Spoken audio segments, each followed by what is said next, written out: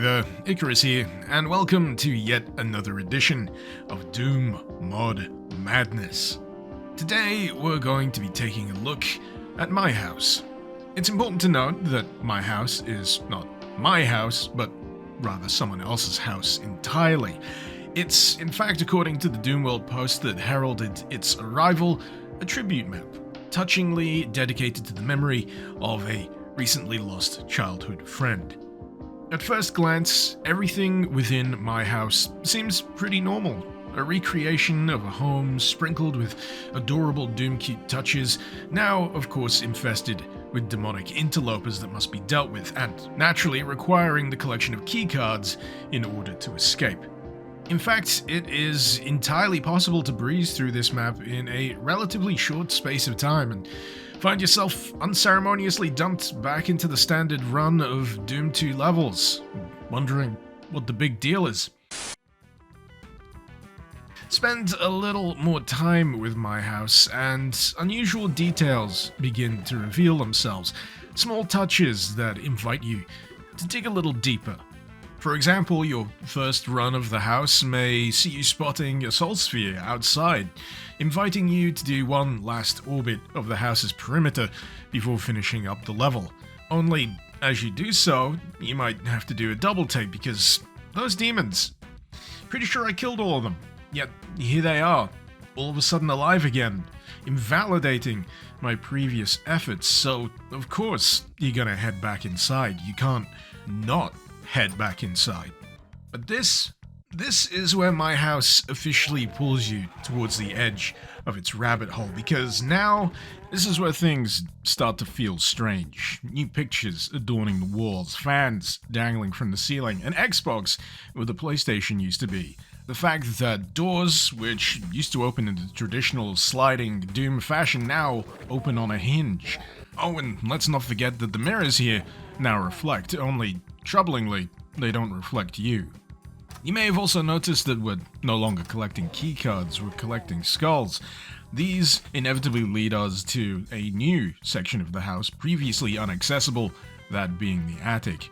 Here we'll find another skull key, and once again find ourselves taunted by a lack of reflection once we reveal this mirror, previously concealed by a cloth. Having all the requisite skull keys, your instinct might be to maybe get out of this place before things take even stranger turns, only the front door has disappeared. Even the exit through the garage is no longer available, and where some doors have disappeared, more have taken their place, forcing themselves into not at all physically possible locations. I feel at this point it's worth categorically stating just how ingenious I find my house to be. It takes you by the hand down this ever-widening rabbit hole of possibilities and functions on multiple levels, not just as a strange non-Euclidean tour of a house that seems to shift every time you look away, but also a tour through advancements in not just Doom modding tech, but Doom modding technique. Feels very meta in that regard, but in a way that mercifully doesn't beat you over the head with how meta it actually is.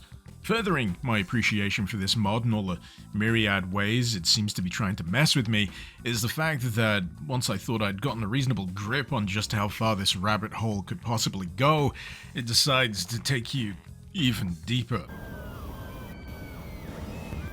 Turns out fiddling with the electrical panel drops you into a nightmare version of the house you came from, replete with a nightmare roster of new enemies for you to contend with.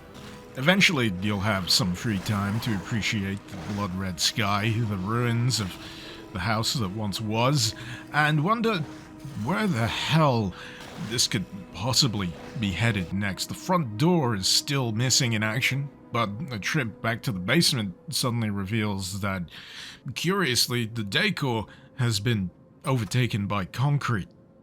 A bit of cursory door opening will eventually lead you to a full-on brutalist backroom-style version of the house, just completely flipping your sense of reality on its head.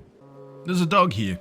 Don't worry, he's a good dog. There's also a bad dog. Oh, Jesus, back. It's also worth mentioning that throughout these early sections, you'll notice the soundtrack of My House shifting as you transition seamlessly from new section to new section. The familiar refrains of Entryway becoming a little twisted in your first pass before being replaced by this woozy, dreamlike soundtrack that aptly conveys a sense of uneasiness that comes from exploring these increasingly abstract liminal spaces. If there's one thing I certainly appreciate most about this brutalist version of the house is how it's actually screwing around with your sense of scale as you move through one version to the next, alternately making the space feel huge, while sometimes making you feel like a giant within it. But after what may feel like a maddening degree of time spent looping through this space, dropping through holes, revealing paths that weren't previously accessible, finally, one will bring you somewhere new. An infinitely repeating spiral parking structure will greet you through this particular route, shepherding you eventually through the only other available door, upwards, somewhat perplexingly, to an airport departure lounge. One of the things that's certainly bugged me about the airport section on multiple playthroughs is trying to figure out how much of it actually mirrors the footprint of the original house. It's like it's there in spirit, but not quite. Minor inconsequential aside about this vending machine here, I really love how the mid-textures are layered here to give it depth. Same even applies to the refrigerators at the side here, come to think of it. But moving swiftly on, if you loop enough times through the women's bathroom here, you're going to have a less than optimal time. Mercifully, you can eventually escape this with enough bullets, and the only real option left is to make your way through Gate 04 and board the plane waiting outside. In an impeccable leap of dream logic, passing through the door onto the plane proper suddenly transitions to the plane actually being in flight. Ominously devoid of people, mind you, and this button sure looks tantalizing. That doesn't sound like a good alarm. Either way, you'll be accosted by very angry-looking smoke demons on the way to the back of the plane, where your only option remaining is to take a plunge. Thankfully, this drop, I imagine sans parachute, lands you on a ruined bed back in a markedly less blood-red sky, demon-infested house. Although there certainly seems to have been a significant passage of time, as evidenced by all the overgrowth. After you indulge the instinct to poke around the ruin one last time just to see if there's anything else that'll send you tumbling into an alternate dimension, it's time to step outside and find that it's gone. Nothing but a for sale sign remains. Now, if you're a reasonable sort, you might feel that this constitutes a pretty conclusive ending. I certainly did. I was more than prepared to walk away from this satisfied with the time I'd spent with it. An inventive, reality-warping mod that, no doubt, will end up in line for a CAC award in the near future. However, it turns out I was incorrect when I described this as a rabbit hole. It's not a rabbit hole. Truth be told, the moment that I flicked the electrical panel in the basement of the house, I was locked onto a particular track. No matter the twists and turns, from then on the path would always lead to the empty lot. Before that, however, you have opportunity to delve even deeper. The mirrors, for example, the ones that curiously reflect everything but yourself, there's more to them. In fact, there's an entire mirror world that you can pass through into. So extensive, in fact, is the mirror world that you can complete the keycard collection on this side, pass through the exit, and end up playing through a mirror version of Underhalls. That said, it only extends as far as the end of that particular level. Completing it will once again loop you back around to the house.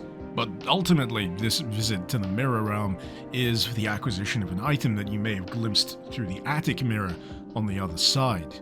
This, along with the acquisition of many other seemingly mundane items throughout the course of My House, actually turns out to be vital if you seek to pursue the quote-unquote true ending.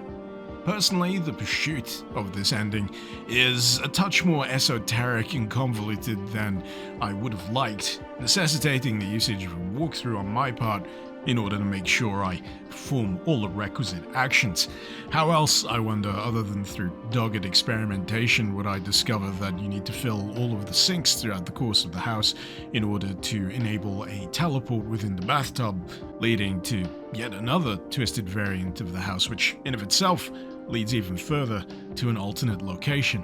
To be honest, the only thing here that impresses me more than the multi-route progression that my house provides is the contingencies it has in its back pocket for the eventuality of someone typing in, say, IDDQD. Rather than getting God mode, you in fact get a hint in your message log. Same with IDKFA. For those of you who think you can figure out how the sausage is made by using ID clip, well, the warning here is prophetic. Go out of bounds with no clip, and my house will land you firmly in a familiar rendition of a backroom style location. Apparently it is escapable. Not that I can say I've had all that much luck myself.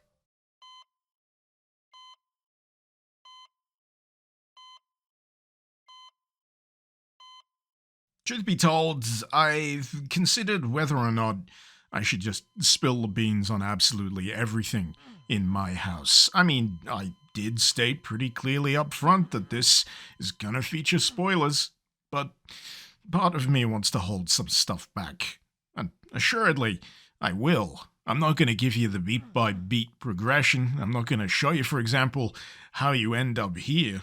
Nor will I tell you how you end up here, which is a penultimate location of my house.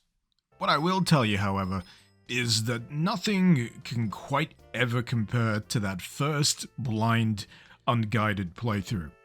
And in all honesty, even by the mod's own admission, the ending you get is kind of irrelevant. Overall, regardless of what ending you get, good, bad, true, or untrue, you are gonna have a real interesting time. An experience quite unlike any other that's available in the realm of Doom mods, and that's saying something. There's a lot of experiences. If anything, I'm just kind of sad it's over. I just wanted to keep going. I just wanted to keep discovering new layer after new layer. And that really is testament to what's been built here with my house. It's dreamlike, it's strange, it's unsettling, utterly fascinating, and well worth the trip. For best results, I would recommend playing this without a guide. See how far you get before the convolutions of progression get too much for you. And when it comes to shooting for that true ending, I would say make sure you're well prepared, because boy, do I wish I remembered to pick up the plasma gun looping through these locations before I decided to hit the final stretch. They do not make it easy. Anyways, feel like I've talked about my house long enough. It is, quite frankly, a work of art, and I will be extremely surprised if when Kako Award season rolls around next, it doesn't find itself sitting pretty with an award all its own. In any case, I sincerely hope you've enjoyed this multi-dimensional jaunt through an extremely intriguing mod. Feel free to let me know your thoughts in the comments below, and until next time, this has been Mr. Icarus. Thank you very much for watching. Icarus out.